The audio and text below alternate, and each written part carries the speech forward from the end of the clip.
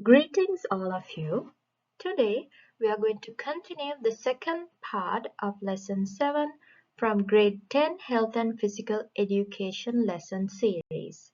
And the lesson is on having nutritious food for healthy living.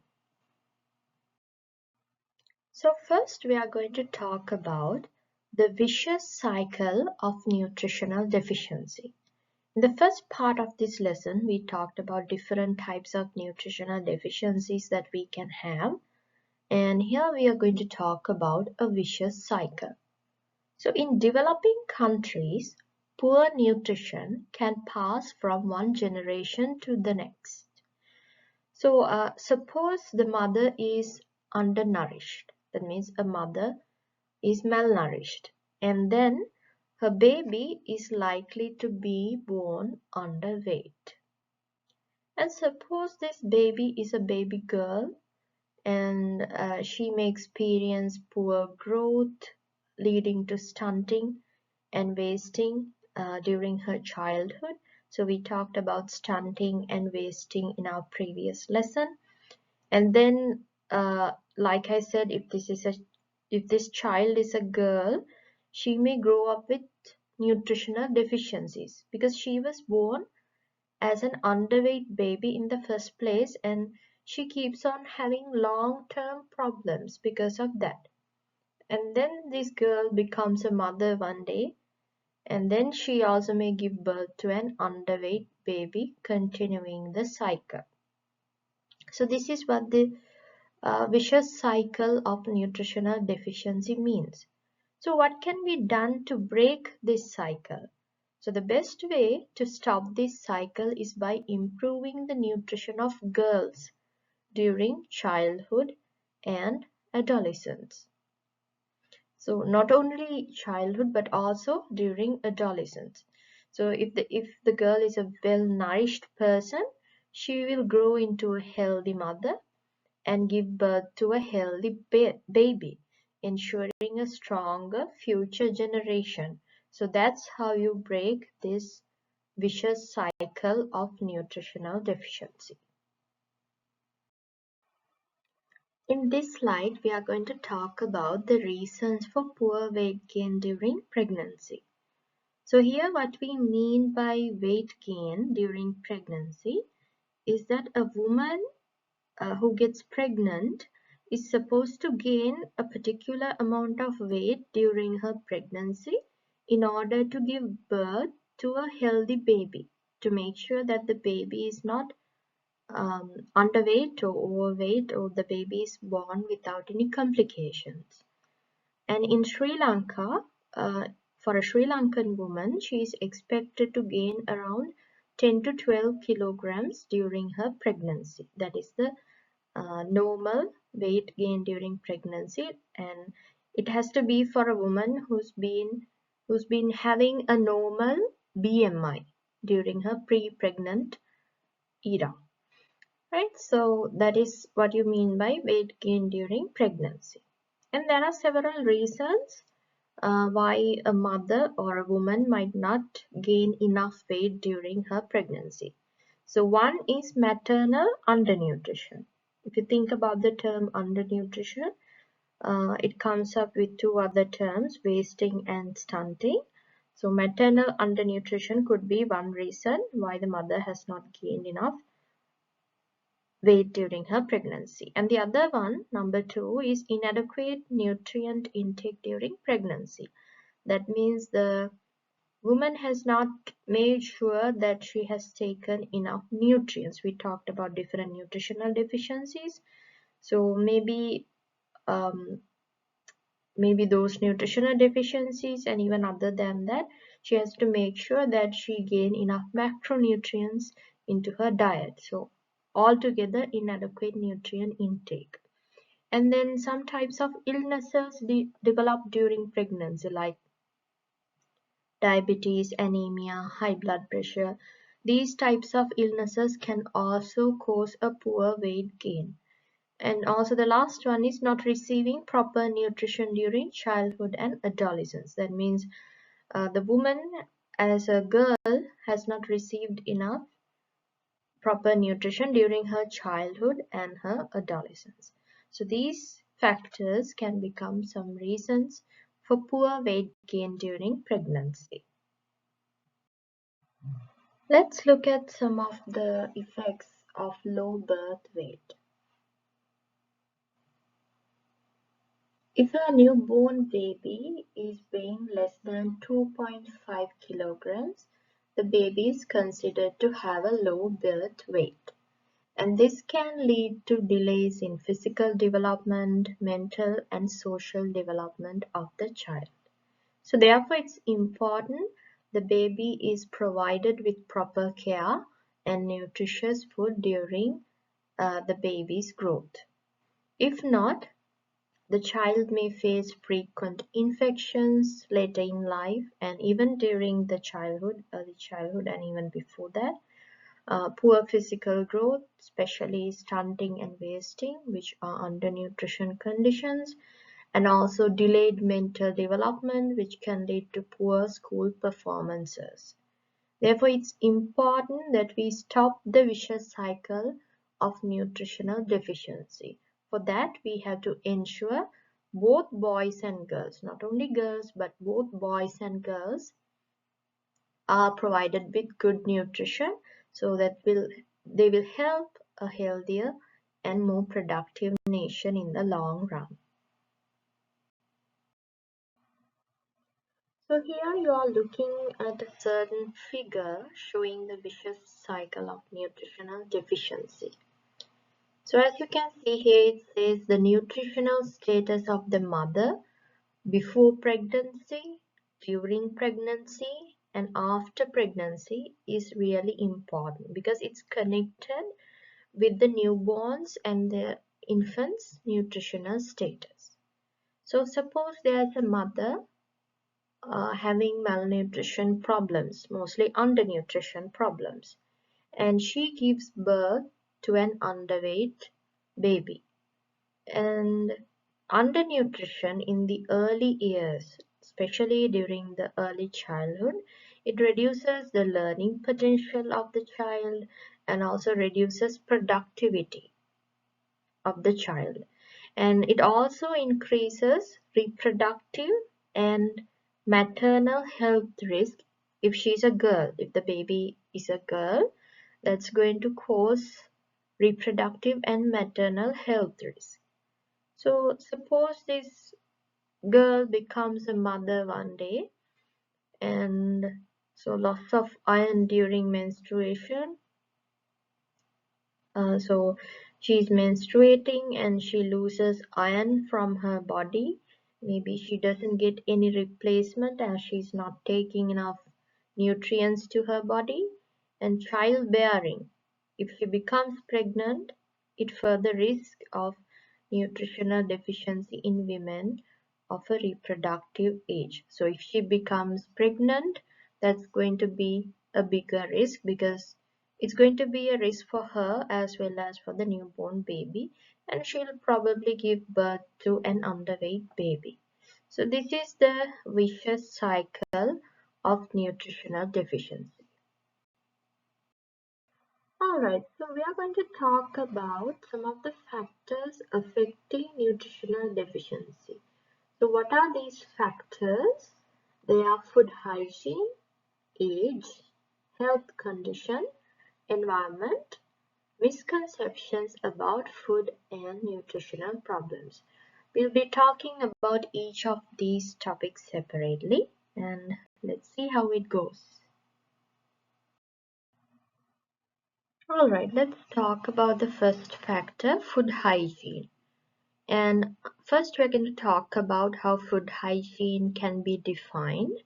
It refers to the cleanliness in the preparation and consumption of food in such manner as to prevent disease and that doesn't develop any harmful effects to the health of an individual. That means when preparing the food and when consuming the food has to be clean. So the food should be prepared and consumed in a clean manner, and then in order to prevent any diseases, so that the food will not cause any diseases to an individual or else any other harmful effects. So that is what is meant by food hygiene. Then there are three factors that affect the safety of food. If you talk about food safety, there are three factors which affect food safety. They are biological factors, chemical factors, and physical factors. So biological factors means food can be contaminated with microorganisms like bacteria and fungi. Chemical factors means food can be contaminated with other chemicals. It could be even hand soap, dish soap which you use on the containers, or even Weber's chemicals. And then physical factors means common types of foreign matters like sand, stones, and such physical material. It can even be glass shards, which can be really harmful for one's health. Although they do not cause any particular disease, they are really harmful. So that's about food safety. Biological, chemical, and physical factors affect the safety of food. And then if we talk about food spoilage, it simply means the loss of the quality of food. Food spoilage means the loss of the quality of food. And we might lose the quality of food due to different factors, such as flies, cockroaches, rats, and birds feeding on the food. If you just let your food open, like without covering them properly or without storing them properly, if you let them be open like that, they might be eaten by flies, cockroaches, rats, and birds, and that can cause food spoilage and even infections for you as well. During preparation, having unclean hands, unclean utensils, and improper cooking methods. So during preparing food, you have to make sure that you clean your hands, wash your hands properly. Also use clean utensils and proper cooking methods. Proper cooking methods in the sense, suppose you are cooking meat, you have to make sure that you heat it up to a certain high temperature and then you cook it for at least 20 to 30 minutes. Otherwise, there is a high chance that the food might get spoiled. And also you might get certain sicknesses if not. And then improper food usage. So for example, suppose some people just ignore the expiry date on the label of specially processed foods. So that is an improper food usage. You have to be really careful with such things. Adopting improper storing methods. So the way you store food is also important to prevent food spoilage. You should not store them in warm and humid places, or you should not put them in just open containers and let them out in the air, so that the food gets exposed to both air and moisture and they might get spoiled easily. So the refrigerator or the cooling conditions are ideal storing methods when it comes to, especially when it comes to cooked food. Even for raw ones, certain types of foods go into the fridge and certain other types like meat, fish should go into the freezer. So by using proper methods, food spoilage can be prevented. The following points will help to minimize food spoilage. Let's see what we can do to minimize food spoilage. One is washing hands before touching food, so that we all know. Preparing food hygienically, that means whether we are using a knife, a cutting board, or whatever the utensils that we use, we have to make sure that we wash them properly and they are clean. Also using clean spoons, utensils to serve food. When we are serving food also we have to Make sure that the spoons and all other utensils that we use to serve are clean. Person preparing food to maintain a high level of personal hygiene. The person who cooks food, the prepares and cooks food should have a high level of personal hygiene. Maybe that person can cut their nails short, clean their hands before touching food, and also keep their hair tied up or pulled back. Then avoiding food poisoning. So there are certain points that we are going to talk under food poisoning. How can we avoid food poisoning? One thing is avoid taking food contaminated by fungi. Some fungi produce a poisonous chemical called aflatoxin.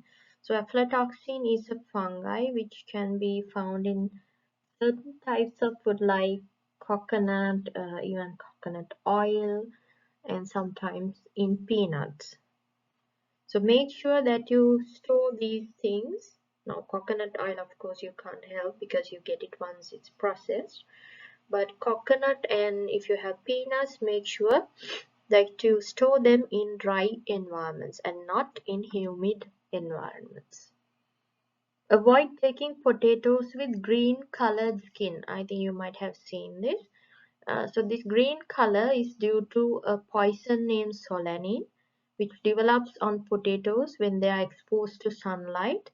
The solanine is a toxic substance. It is harmful to health. So make sure that you avoid such potatoes with green colored skin.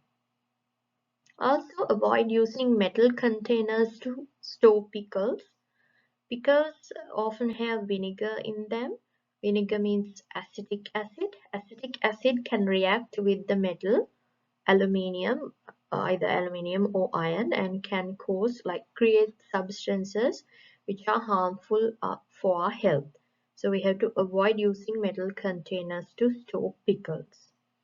And also avoid reusing oil for deep frying. Like if you are deep frying certain food, don't reuse them, because if you reuse them, like once you use oil and you keep on using them, it's going to produce some unfavorable chemicals, which are sometimes some types are cancerous and some others have different effects on health. Also, do not use expired food. Don't take any chances with expired food and food with no labels or torn labels when it comes to processed food. And also food in cans with altered shapes. If the cans are puffed up or even if they are indented, try not to use them. And also do not consume food with an altered taste or smell. If you find that it's not the taste or smell that it usually should be, avoid such food. So following these things are some of the things that you can do to avoid food poisoning, and all these factors that we talk comes under food hygiene. So we talked about the first factor, food hygiene, which can be a reason for nutritional deficiencies.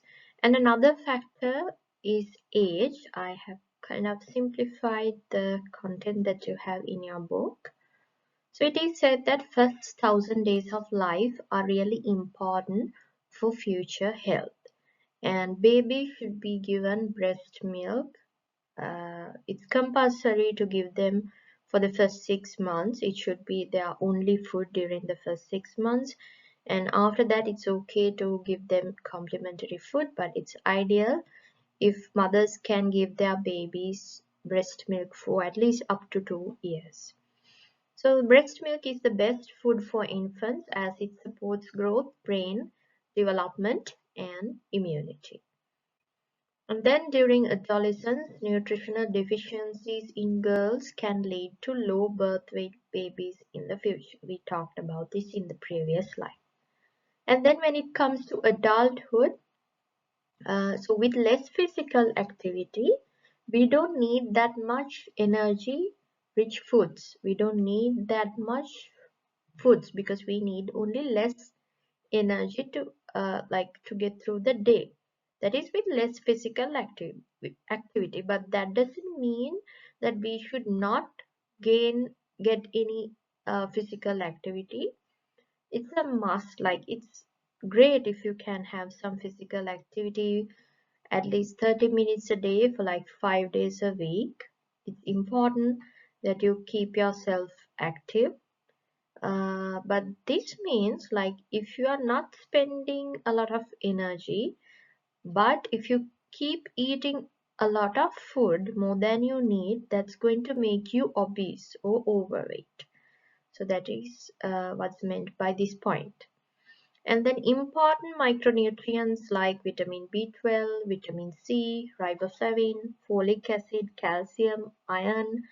So these things decrease with age. So we have to make sure, like in our body, the stores decrease with age. So we have to make sure that we add them to our diet. And then exercise is also important to keep bones strong. We have to exercise, especially to keep bones strong, and also increase fiber intake. We can get fiber into our body through fruits and vegetables. Make sure that you take lots of fiber in while reducing sugar and unhealthy fat.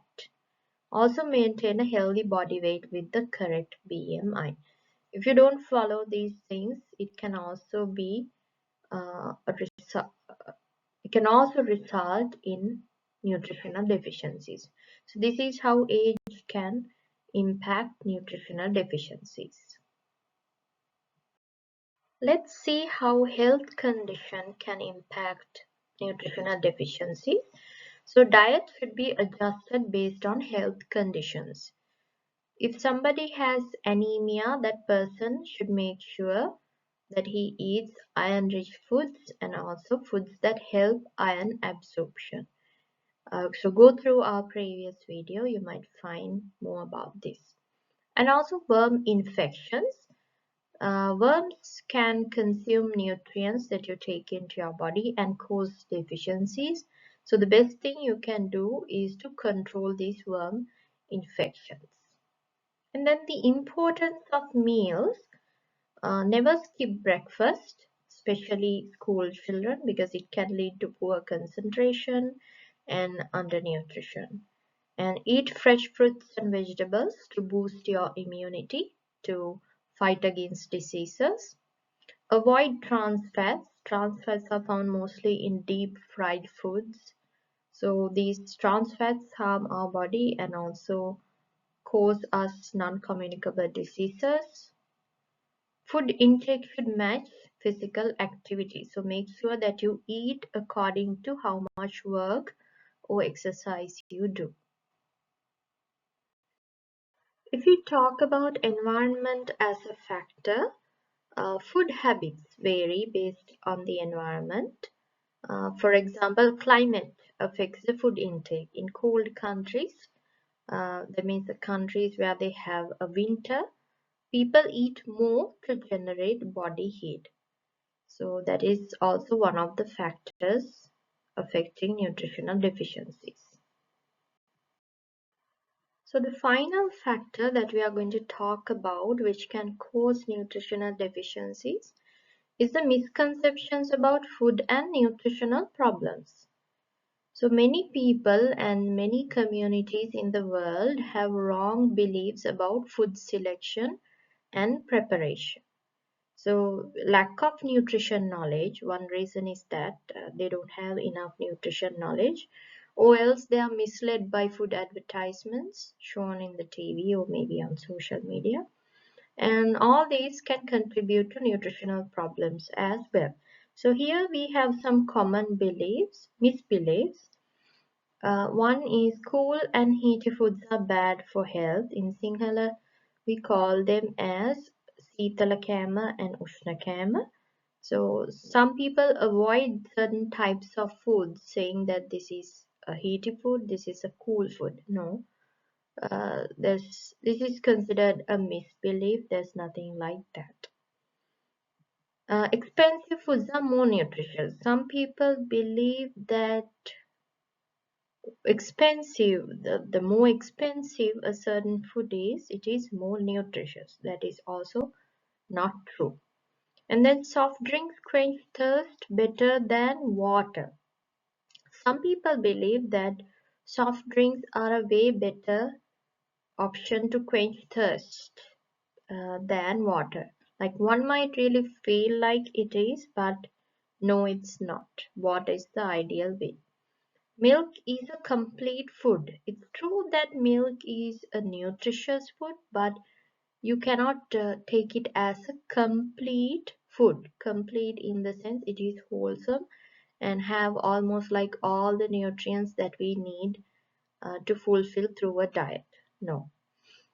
Eating less during illness helps digestion. Some people eat less during their illnesses, thinking that it helps in digestion. That is also not true.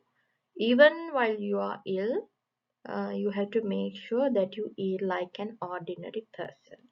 Like in certain types of illnesses, you might have to avoid eating certain types of foods, but that doesn't mean you have to eat less. So apart from the main 5 factors we talked about, there are other causes of nutritional deficiencies such as financial difficulties, like people can't afford to buy good food, food scarcity. That means maybe there are uh, sudden floods or other seasonal changes due to weather and climate. There may be less amount of food in the market. Market influences, it could be inflation where the prices rise really high and people can't afford food anymore, certain types.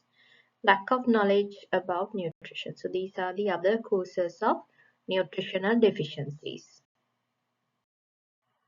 So the next part that we are going to talk about is students' contribution to minimize nutritional problems. How can the students pitch in to minimize nutritional problems? One way is by development of knowledge related to nutrition. The other way is by getting used to indigenous food. We'll be talking about each of these topics in more detail.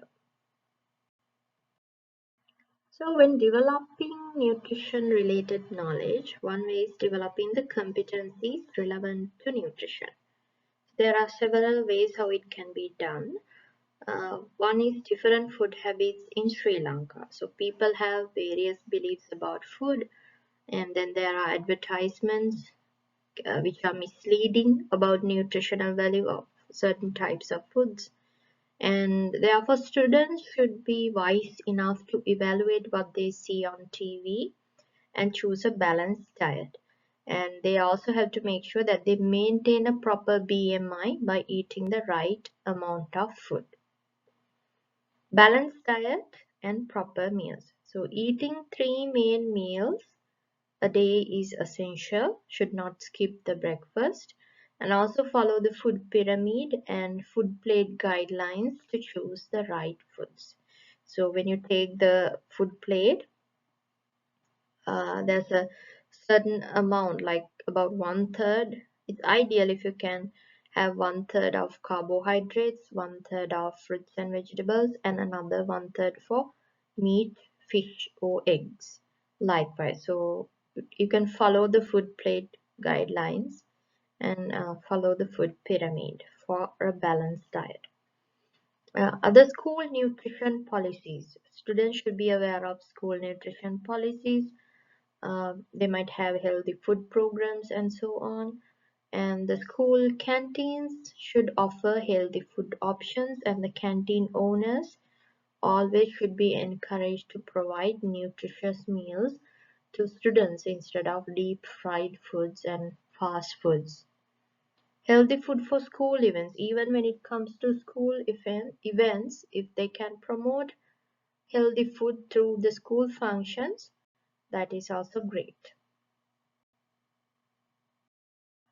So another way of developing nutrition related knowledge is by preparing the home garden relative to consumption of food. So if you look at the past and present status of home gardens, earlier home gardens were quite common in Sri Lanka. They were filled with fruits, vegetables and medicinal plants. But now There are a lot of space limitations. People don't have such spacious home gardens anymore, and also a lot of artificial food habits are there. People don't rely on natural foods all the time, and also the busy lifestyle. So all these have reduced home gardening. But there are so many benefits of home gardening, such as we can get chemical-free, nutrient-rich fruits and vegetables. It's easy to prepare a well-balanced diet because you can pick out all the vegetables you need from your home garden.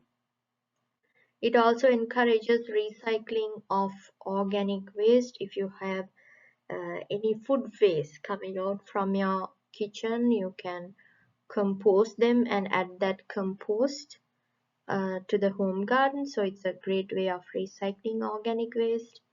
Enhances the beauty of the surrounding, is going to be a very pleasant experience.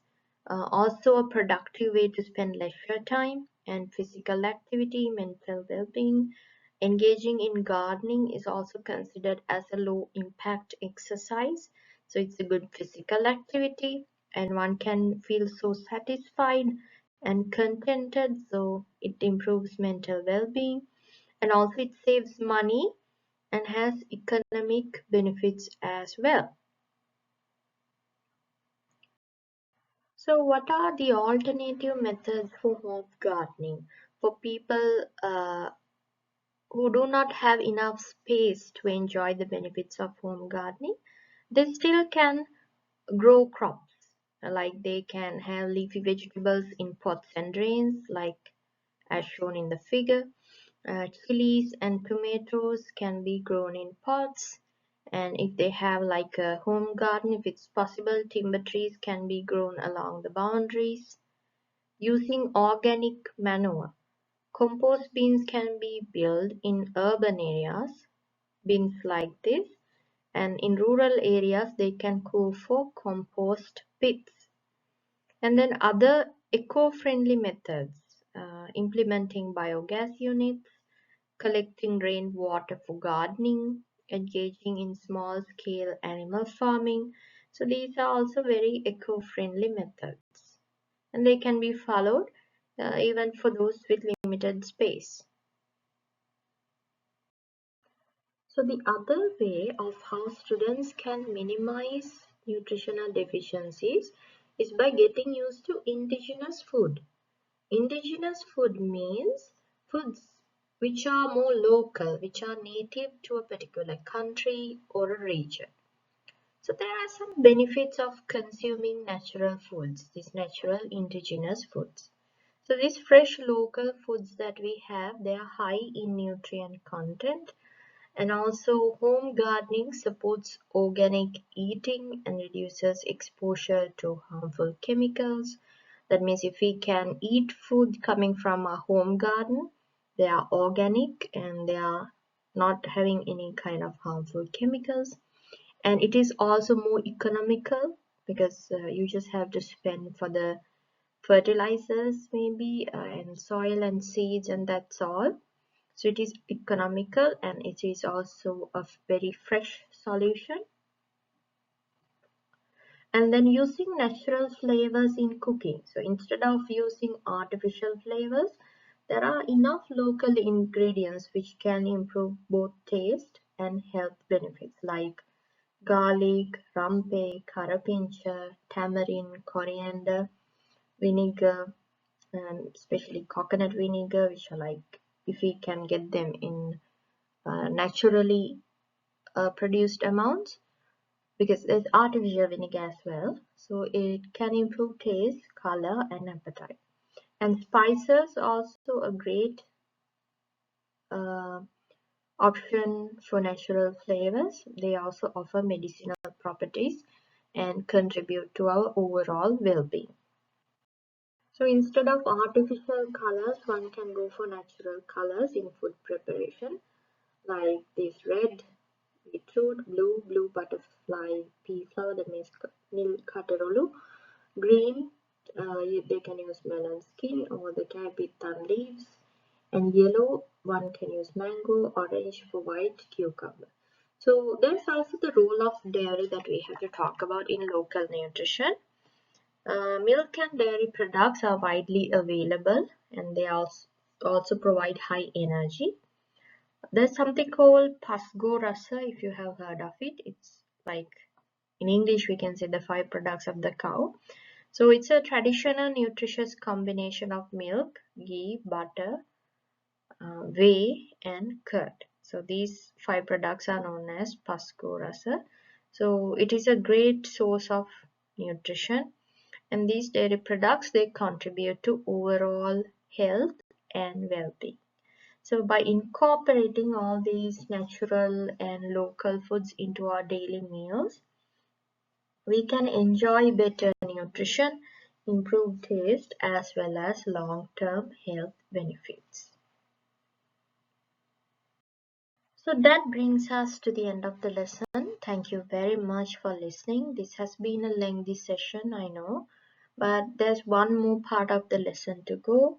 So subscribe the channel and stay tuned for more lessons. See you next time and have a great day.